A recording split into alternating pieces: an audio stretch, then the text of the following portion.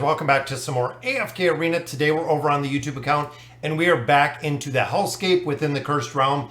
And today we are looking at the next boss, which is of course the Grotesque Mage. Now I'm going to go through the heroes that I'm using, and I'm also going to go through the Cursed Friends Guide, see exactly the differences in here and see what we can do to try to increase a little bit of the damage that we're doing in here. Now overall guys, we are at 10%, which is a pretty good place to be at. Now we do have 3 days left, so we still do have a considerable amount of time.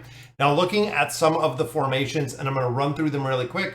I want to test them out one more time just to see where the damage is. Now overall, when you look at the best in slot, when you look at the formations of the top players, we are seeing the awakened version of Brutus in here, which is interesting to see. Now even looking here guys, you can see we have Rosaline and we have Screg within that formation.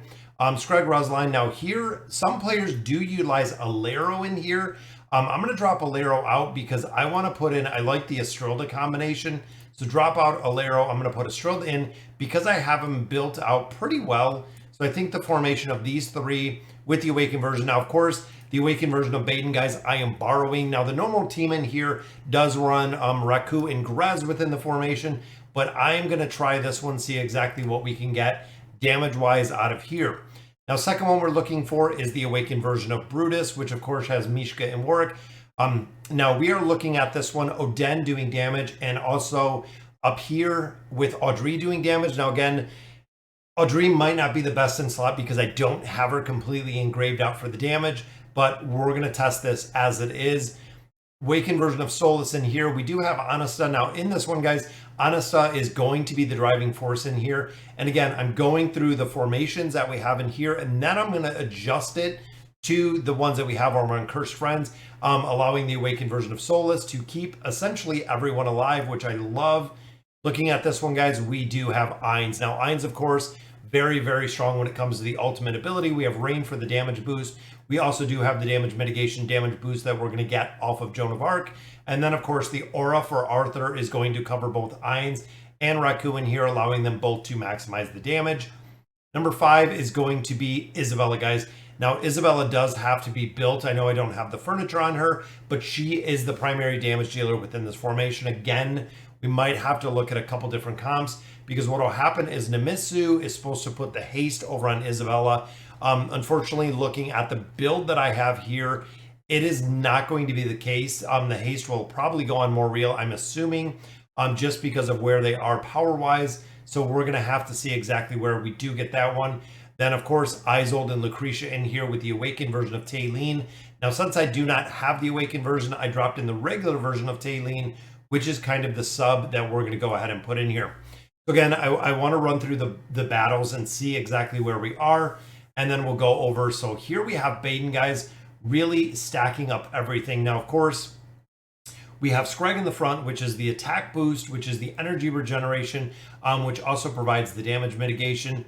Mortis in here, guys, as the buffer, which is funny because the ultimate abilities in here don't go off, but you can see that it still works. It still works without the empowerment. And look at that, guys, 6.4 billion damage on that one. That is crazy. That is absolutely crazy, the damage in there.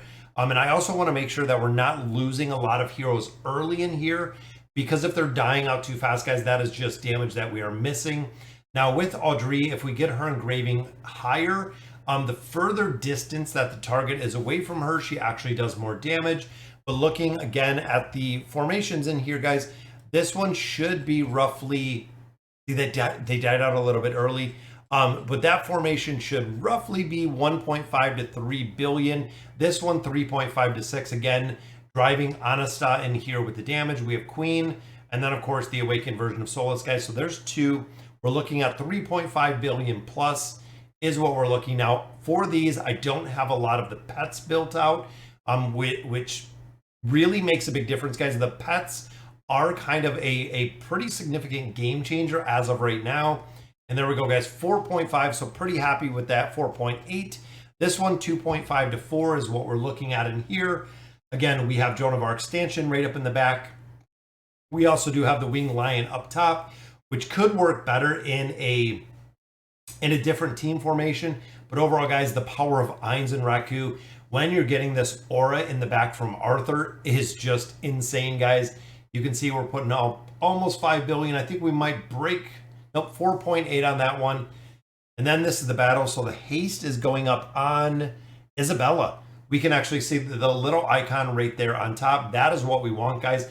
So this is ideal. I think Isabella, if we could get some furniture on Isabella, really driving her damage. Now, as we know with casters, guys, the higher that you build them, the better they're going to do damage-wise. They are super dependent on the stats. And even this one, we're looking for 2.5 to 4 billion damage. Then this one is 2 to 4 billion as well. So I think we've done a lot better in this formation than we've seen before. So I'm really thinking we're doing pretty well so far damage-wise. I want to try Taylene in this one. So I see a few places where I do want to kind of change it up a little bit, see exactly what we can do. And there we go, guys, 2.3 in that one. So again, a little bit lower than I would like to see within that formation. So let's look at the damage, guys. 6 billion, so 244. See that last fight, guys, but that takes us to 8. All right, so last fight, we're going to make an adjustment. I'm going to drop out Taylene, and I'm going to put in my cheap version of Taylene, which is right there, guys. But remember, she does get the SP effect, which I'm not sure if that's going to make that big of a difference. And then, of course, this 5th one. Let's see what other options that we do have for this formations. Now, it says you can drop out Isabella, put Scarlet in here, which would work. You could also put Gwen in here. So you know what? I'm going to try this one with Scarlet, see exactly where we come in. Trying to really maximize the damage in there. And then this one, of course, looking at, again, the guide, it has these two, but it does run Oden, but it runs Halos in here. So I'm actually going to swap Halos in here, see if we can get a little bit of a better score. So with the changes we adjusted, and this is how I do it every week, guys. So I'm going to begin the battle. We're going to do this 2 single times and see, again, playing around with where kind of the teams end up and where the damage per formation ends up based on the changes that we made within these team comps. So 2.3 is still right there. So let's see. So 21-21. See, even looking at the battles here, guys, and I wish it showed it easy. So 1.8 was Team 5. Team 5 on this was, see, 1.2.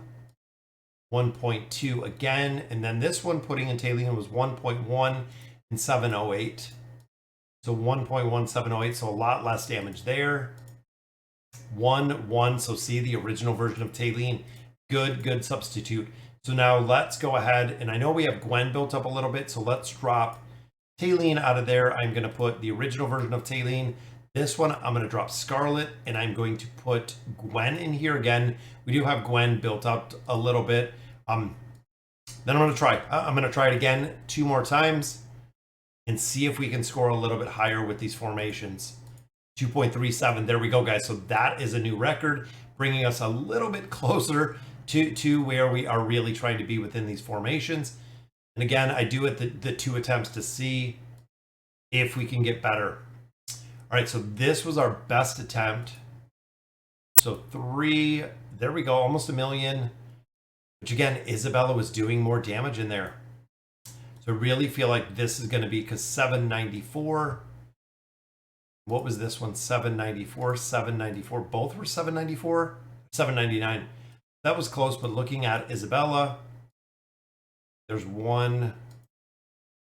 Isabella was putting almost 2 billion. So yes, it is Isabella, guys. We're going to have to put Isabella back in there. Let's see if we can score a little bit better. This is why they give us 10 attempts. So let's drop her out. We'll drop Isabella in there. Again, if I had some furniture for her, I feel like I could make a big difference in the damage that we're putting up there. And then the other one we have to look at is kind of that Eins comp, which we can go back and we can look at team number 4 with this Eins comp, see exactly where I think the damage is pretty good with that team. So Isabella, again, doing almost 2 billion damage in here, which is awesome.